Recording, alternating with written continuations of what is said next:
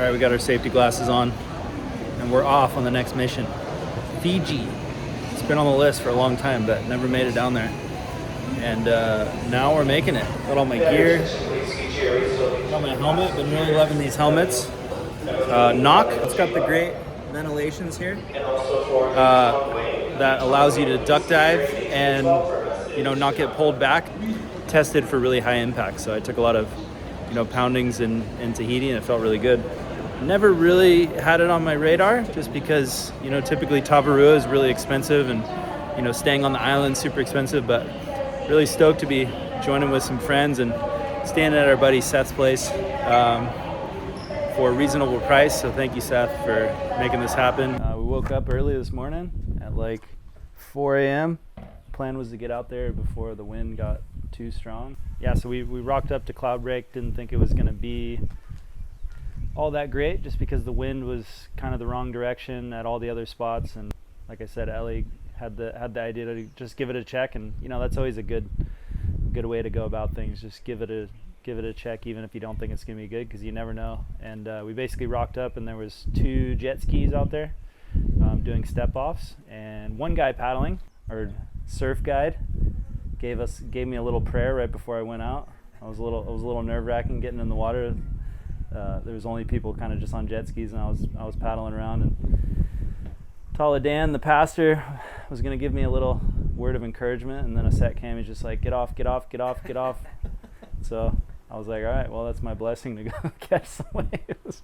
And the thing about Cloudbreak is it's like a really big playing field. And all I had was my 6'6" Kelly Olmsted, which ended up being perfect board. Rode it as a quad. So I thought I was going to be undergunned. So I was kind of playing it safe, sitting over kind of shoulder end bowl of the wave.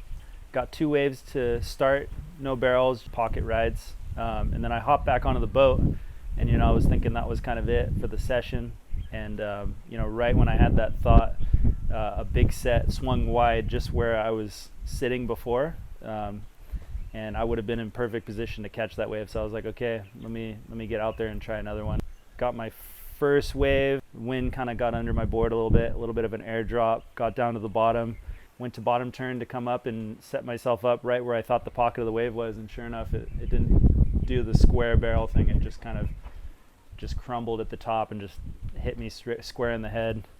Got tumbled on the bottom a little bit, took like 2 or 3 more on the head, just ducked over them. Luckily it was kind of pushed down the reef enough to kind of get out of harm's way. Paddled back out, and that's when a nice big wide one came.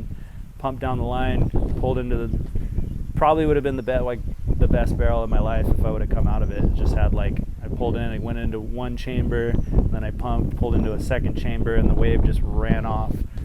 Cloudbreak does this crazy thing where it feels like you take off and you're right next to the boats, and all of a sudden it does this reverse effect where the boats seem farther away from you, and it's just like a really trippy thing. But basically the wave looks like it's just gonna be just a little shoulder, and all of a sudden it just grows into this long barrel.